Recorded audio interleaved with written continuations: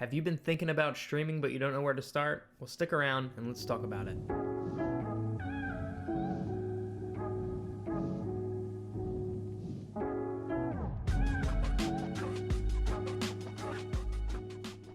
Hi everybody, how's it going today? My name is Aaron. Before we get into the video, I am live on Twitch every Tuesday, Wednesday, Friday, and Saturday. So if I miss anything in the video or you have additional questions, please feel free to stop by. So when it comes to your first stream, there's a lot that you can actually look into. One thing that you need to be aware of is your equipment, and that's a video within its own. But the second one is the software that you're going to use when you start your first stream. Really, there's two options to this. Option one is OBS Studio, and then option two is Streamlabs OBS. For this video in particular, we're going to focus on Streamlabs OBS and why I think that's the best for a new streamer. So the reason that I say Streamlabs OBS has better functionality for a new streamer is particularly because of its layout, its design, its user interface is a lot more friendly to someone who doesn't know how to set up something like that. So we're actually going to jump over right now into a screen share. I'm going to walk you guys through the steps to download and then how we'll initially set up Streamlabs OBS. So if we come over here, first thing we're going to do, google.com, we gotta obviously get to Streamlabs page. So we're just going to go ahead, type it in here, and boom, there it is. So what you're going to do if this is your first time ever doing something like this is you're going to hit this download button. You'll download, you'll go through the settings to set it up. We've already done that though, so we're not going to do that step. We're going to skip it, and we're just going to open up what it would look like kind of blank out of the go. One thing that you probably won't see is you will not see over here this desktop audio, this mic aux as well in your mixer. In order for you to set these up, I'll show you how to add these audio scenes while we're doing this. So first things first, you'll open it up, you'll have a blank scene. This is where all of your scenes will be organized together, so that way you can flip back and forth between different scenes. Sources, this is where you'll add things in your scene like your webcam, things like that. Alerts, everything will be here in the sources. Mixer, it'll just show you your audio sources that you currently have, as well as some settings that you can do for your different audio sources that you'll have coming in. And then this mini feed here, this actually links to your Twitch account.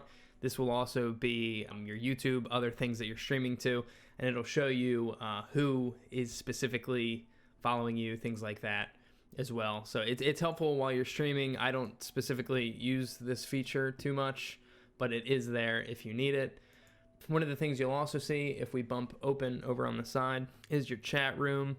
So obviously this is where you can get engaged with your chat. It can also show you your users that you have in your chat, edit your stream descriptions as well as the game that you're playing, and you can update that, so that will push an update to your Twitch as well, and it will show you viewers that you currently have when you are streaming. Obviously we're just recording, so there's nothing there.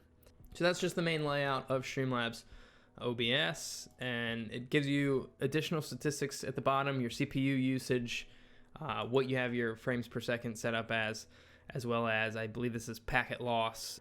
Really what you want to check is your dropped frames, if any, and then your CPU usage, just to make sure you're not really throttling your system.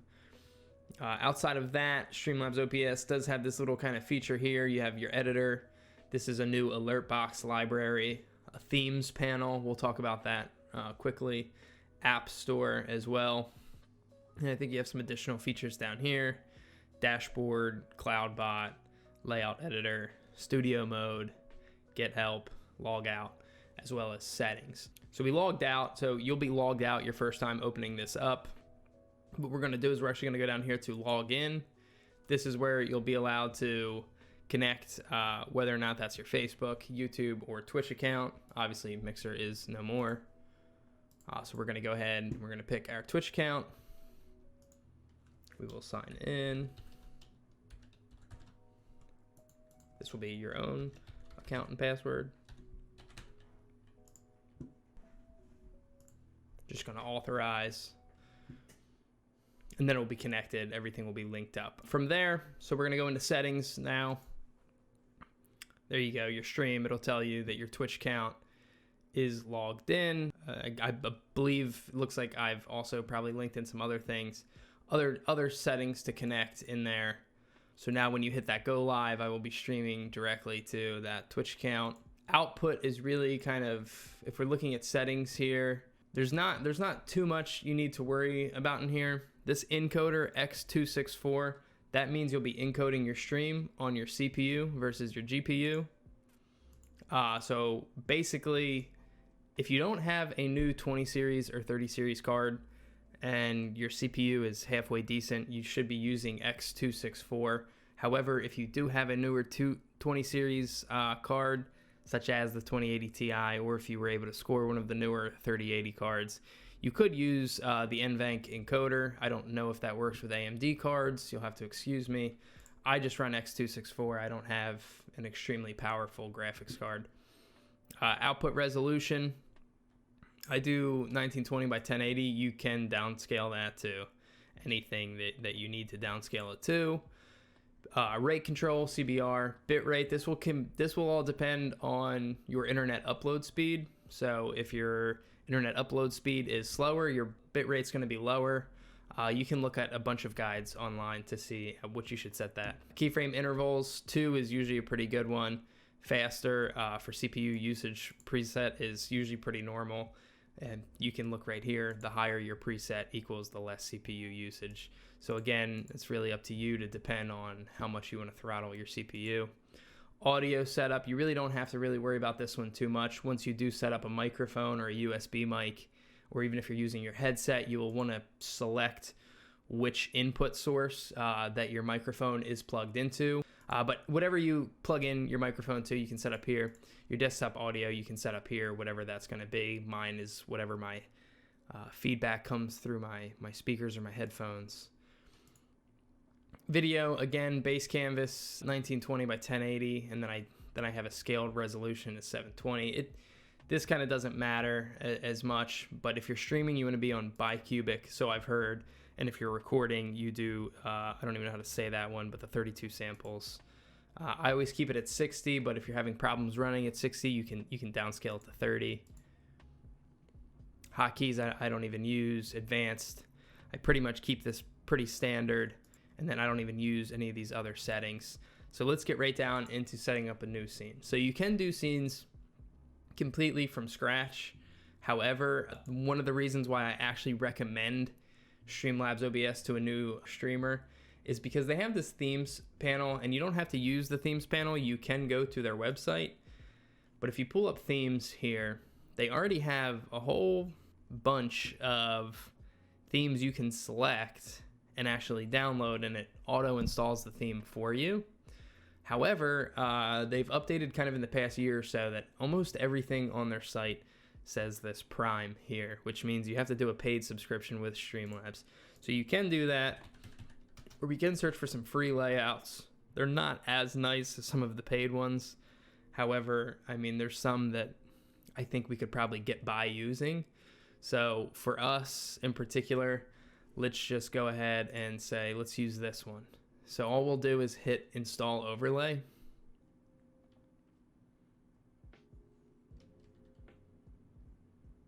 And then you already see that it auto downloads to you right here.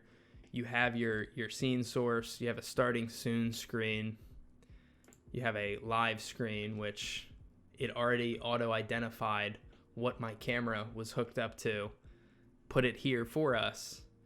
We have an intermission screen, which would be our gameplay source, as well as your chat, and a be right back screen.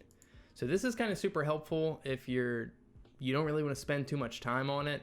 And a lot of this stuff is customizable. So you could go in here and you could say, look, I want to change, you could say, I want to change the text. You could go to properties and change this text around. You would have to change the source, but it's extremely helpful because there's a lot of things there that you can do. A lot of the times too, it auto populates with things from your Streamlabs account. And from your Twitch account right here, these labels.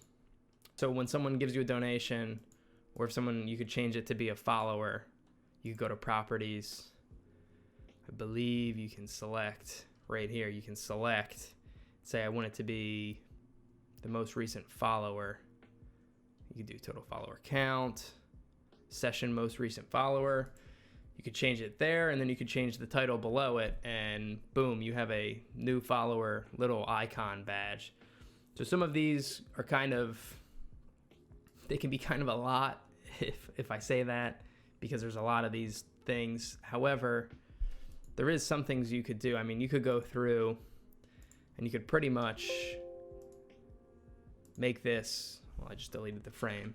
One other good thing about Streamlabs OBS is you can Control Z and just backtrack whatever thing you did if you did something by mistake. So the background frame you would delete, and then you would add in a new frame. So that is kind of an example of how you can use just an auto download from Streamlabs OBS. It's free. You get a camera border, some other things. It'll import free scenes for you.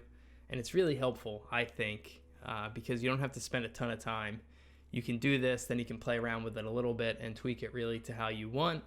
One of the other cool things about some of the stuff that you can get off of Streamlabs OBS, like let's say I don't want this webcam frame to be gold. I can right click, I can do a filter. I can add a filter type, color correction, and then I can really start playing with this. And as you can tell in real time up here and to the left, it's gonna start changing kind of the look and the feel. Look, now it's blue. So if I wanted it to be blue, I can do that, and then hue shift, I can really change it and make it any color that I want.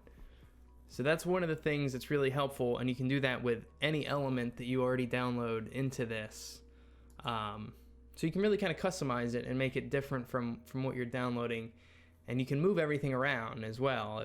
If you want your layout and everything to be over in the corner, feel free to move things around at your will as well. Okay, so for what we're going to do for the next part is we're actually going to take a look just from blank how you would build your own scene if you didn't want to do an auto download, which could be very helpful for someone who wants to do custom things. So we're actually going to go back to the blank scene that we had. This was what it would look like again if you didn't download any scenes from OBS when you're starting out. So you would start with a blank screen. You'd have one blank scene. So let's say we wanted to add a source. Again, this is why Streamlabs OBS is extremely helpful for someone new, because one, it will auto link everything to the Streamlabs account that you have in the background, and it will auto populate things for your Twitch account, if that's what you signed into, or your YouTube account, things like that. So let's say we want an alert box. Let's add an alert box first. We can just add a source. And then over here, it shows you have different alerts, right? For each and every thing that someone might do. So if someone donates you bits, follows, donations, whatever that might be, you can really edit any of the settings for them, where your title message is going to go, the animation, font size, font weight, colors. I have a custom source on mine, but once you go through all of those settings and select it how you want it, or you can go to the Streamlabs website as well and edit your scenes there, or your alerts there. You can see where the outline of this box is, and I can click down here, test my widget, and let's say I can click follow. You'll hear that it does the sound effect as well. That's my custom source that I set up for my channel. But then you'll see where it's at. You can move it if you want it to be somewhere a little different. And there you have it. You have a whole new alert setting that will work no matter someone's subscribing, following. And you can really play around with those scene settings as well. I believe this custom animation I did get, it was from one of the Streamlabs OBS packages as well that I set up for my alerts. So again, super helpful for someone that's new. We can also add new things here. You can do goals if you want to do follower goals. You can do events, viewer counts. I mean, the sky's really the limit when it comes to things that you can add in Streamlabs. And then really, so those are kind of just the additional things. And then when we want to add, like, let's say a game capture. So I always use display capture if I'm playing on PC. and we can pick that. We can add a source, and then you kind of get this tunnel vision because we are now capturing everything that's happening on this screen particularly. You can also select your second monitor as well if you have multiple monitors set up. So that's one way this can work. For now, we're just going to delete it. And then we're going to add another one. So say you're playing on Xbox and you want to be able to catch the source from your Xbox or your console. You'll want to do a video capture device. As you see here, it says capture cards, Elgato. You will need a capture card device if you do want to send a source from your console into your PC. But we can add that source. And then right now it's adding the camera as default, the webcam. I do have CamLink 4K, so that is actually set up to the DSLR that we have running as well. And then this is what your capture card would look like. So I have the Elgato HD60 capture card. So it will show up here and it will tell you what your capture card is if you select this. And as long as your console is running HDMI into that source, it will pull whatever your console quality is, and it will look quite good as well. We're going to remove this one. But that would also be how you would set up your video camera as well.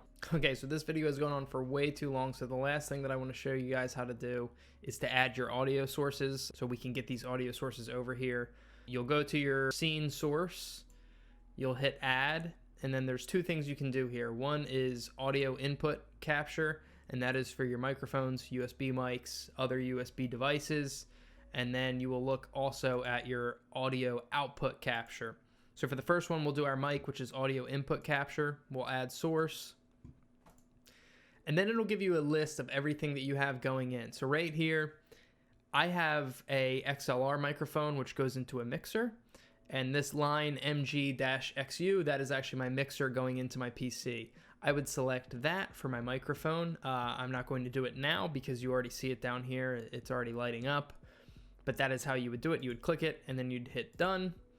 And then for the second one, you would do an audio output capture. And this is going to be desktop audio. I always include this because things like alerts and things like that, I have all of those set up to come through my headset. So I want to hear those things live when someone clicks follow. I'll hear the notification, or if I ever have text to voice on, I'll also do that as well, and it'll come through my audio output capture. For this, it'll give you a few different options as well. I have everything set up for all of my audio to go through my headset, my speakers on my computer. So what I'll actually use is this speakers high def audio device. Yours will be different because it depends on how your PC is labeling your audio output for your headphones. So I will just select that one as well.